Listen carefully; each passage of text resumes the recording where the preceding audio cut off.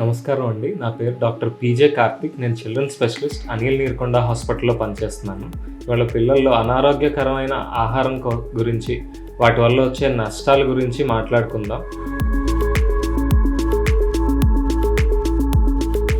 ఈ junk food ఏంటంటే కొంతమంది బయట వండే పదార్థాలు కానీ, లేకపోతే ఎక్కువ ఆయిల్ ఉన్న పదార్థాలు కానీ జంక్ అని అనుకుంటూ ఉంటారు. ఇవే కాకుండా ఇంకా చాలా రకాల ఫుడ్ ఐటమ్స్ మనకి జంక్ ఫుడ్గా తీసుకోవచ్చండి.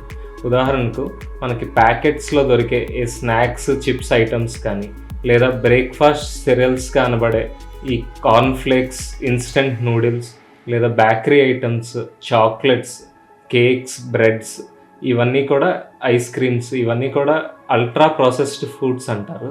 ఇవన్నీ ఫ్యాక్టరీల్లో అనేక రకాల కెమికల్ పద్ధతుల ద్వారా ఫుడ్స్లోంచి, న్యాచురల్ ఫుడ్స్లోంచి కొన్ని వాటి ఇంగ్రీడియంట్స్ని ఎక్స్ట్రాక్ట్ చేసి వీటిల్లో కలపడం, మిగతా ప్రిజర్వేటివ్స్ అని దాని స్టోరేజ్ పెంచడం కోసం ప్రిజర్వేటివ్స్ యాడ్ చేయడం, కలర్స్ యాడ్ చేయడం, ఫ్లేవర్స్ యాడ్ చేయడం జరుగుతుంది.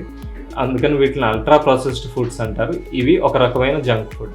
ఇవే కాకుండా మనం రెస్టారెంట్లో రెడీమేడ్గా దొరికే ఫాస్ట్ ఫుడ్స్ ఏవైతే ఉన్నాయో, పిజ్జాస్ కానీ, బర్గర్స్ కానీ, పాస్తాస్ కానీ, బజ్జీలు, బోండాలు, ఇలా ఏవైనా జంక్ ఫుడ్ కింద తీసుకోవచ్చండి. అంతేకాకుండా డ్రింక్స్, బెవరేజెస్ అంటారు కదా, కూల్ డ్రింక్స్ కానీ, ఎనర్జీ డ్రింక్స్ కానీ, లేకపోతే కొన్ని స్వీట్ అండ్ ఫ్రూట్ జ్యూసెస్ కానీ, మనకి ప్యాకేజెస్లో వచ్చే ఇలాంటి రకాల ఫుడ్స్ అన్నిటిని కూడా జంక్ ఫుడ్ అంటారు. అసలు జంక్ ఫుడ్ అంటే నిర్వచనం ఏంటంటే, మన శరీరానికి కావాల్సిన పోషక పదార్థాలు అందులో తక్కువ ఉండి, షుగర్ కానీ, సాల్ట్ కానీ, ఫ్యాట్ కానీ ఎక్కువ కంటెంట్ ఉన్న ఏ పదార్థం అయినా జంక్ ఫుడ్ కింద తీసుకుంటాం. ఇవే పదార్థాలు మన ఈ పిజ్జాస్, బర్గర్స్, శాండ్విచెస్ ఇంట్లో తయారు చేసుకుంటే అప్పుడు అది జంక్ కాకుండా పోతాయా అంటే లేదండి. మనం ఇంట్లో తయారు చేసుకున్నప్పటికీ వాటిని జంక్ ఫుడ్ కింద తీసుకోవాలి. ఎక్కువగా ఈ జంక్ ఫుడ్ తీసుకోవడం వల్ల ఎక్కువ కంటెంట్ ఆఫ్ షుగర్ కానీ, ఫ్యాట్ కానీ ఎక్కువ అవడం వల్ల అధిక బరువు పెరిగి ఒబేసిటీకి దారితీసే అవకాశం ఉందండి. వీటి వల్ల చాలా రకాల అవయవాల్లో డిజీజెస్ వచ్చే అవకాశం ఉంది. ఉదాహరణకి ఎక్కువ బ్లడ్ ప్రెషర్ పెరిగి చిన్న వయసులోనే హైపర్ టెన్షన్ వచ్చే అవకాశం ఉంటుంది, షుగర్ వ్యాధి వచ్చే అవకాశం ఉంటుంది, అనేక రకాల హార్ట్ ప్రాబ్లమ్స్ వచ్చే అవకాశం ఉంటుంది. అంతేకాకుండా తీపి ఎక్కువ ఉండడం వల్ల చిన్న వయసులోనే పళ్ళు పాడైపోయి డెంటల్ కేరీస్ వచ్చే అవకాశం ఉంటుంది.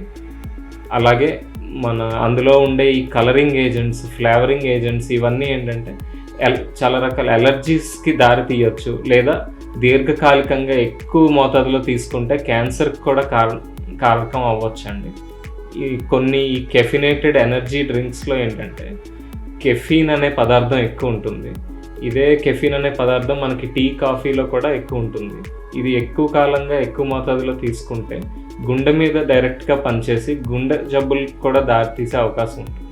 ఈ బయట తయారు చేసే ఫుడ్ తినడం వల్ల వాటిని శుభ్రత లోపించడం, దానివల్ల ఇన్ఫెక్షన్ చేరే అవకాశం ఉంటుందండి మన బాడీలో. అలాంటివి తీసుకుంటే మన బాడీలో ఆ మైక్రో ఆర్గానిజమ్స్, ఈ సూక్ష్మజీవులు ఏవైతే ఉంటాయో అవి చేరి ఇన్ఫెక్షన్ వచ్చి విరోచనాలు, వాంతులు, ఇంకా అనేక రకాల జబ్బులకి దారితీసే అవకాశం ఉంటుంది. ఇలాంటి జంక్ ఫుడ్కి బదులుగా మన ఇంట్లో తాజాగా వండుకొని తయారు చేసుకునే పదార్థాలే ఎంతో శ్రేయస్కరం అండి పిల్లల ఆరోగ్యానికి. ఉదాహరణకి మనం అన్ని రకాల ఇంట్లో మనకి సహజసిద్ధంగా దొరికే వస్తువులతో అనేక రకాల వంటలు చేసుకుని పిల్లలకి పెట్టచ్చు. వీటిలో మనం రైస్, గోధుమలు, లేదా మిల్లెట్స్ కానీ, అన్ని రకాల పప్పులు కానీ, ఫ్రూట్స్, వెజిటబుల్స్, ఆకుకూరలు, ఎగ్, ఇలాంటి వస్తువులన్నీ వాడి అనేక రకాల పద్ధతుల్లో వంటలు చేసి అవి కూడా రుచికరంగా పిల్లలకి అందించవచ్చు. దీని ద్వారా మనం ఇంట్లోనే చేసుకుంటే ఎక్కువ షుగర్ లేకుండా, ఎక్కువ సాల్ట్ లేకుండా, ఆయిల్ తక్కువ వాడుతూ, వాడిన ఆయిల్నే మళ్ళీ వాడకుండా అన్ని శుభ్రతలు, జాగ్రత్తలు పాటిస్తూ హైజీనిక్గా ఫుడ్ మన పిల్లలకి అందించవచ్చండి.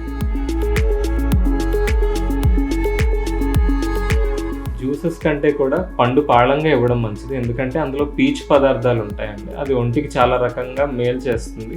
ఈ కాన్స్టిపేషన్, మలబద్ధకం లాంటి ఇబ్బందుల నుంచి మనం బయటపడవచ్చు ఎక్కువ ఫైబర్ తీసుకోవడం ద్వారా. ఈ షుగర్ కంటెంట్ కూడా బాడీలోకి ఎక్కువ వెళ్లకుండా అది నిరోధిస్తుంది. ఇంకా ఫ్రూట్ జ్యూసెస్ ఒకవేళ ఇవ్వాల్సి వస్తే ఇంట్లో తాజాగా పళ్ళు తెచ్చుకొని జ్యూస్ చేసి ఎక్స్ట్రా షుగర్ అందులో కలపకుండా ఇవ్వడం మంచిది. అది కూడా కొంత లిమిటెడ్ క్వాంటిటీలో రోజుకు ఒక హాఫ్ కప్ 2 నుంచి 5 ఏళ్ళ పిల్లలకి, 5 ఏళ్ళు నిండిన పిల్లలకి ఒక కప్ 200-250 ml ఇవ్వచ్చు.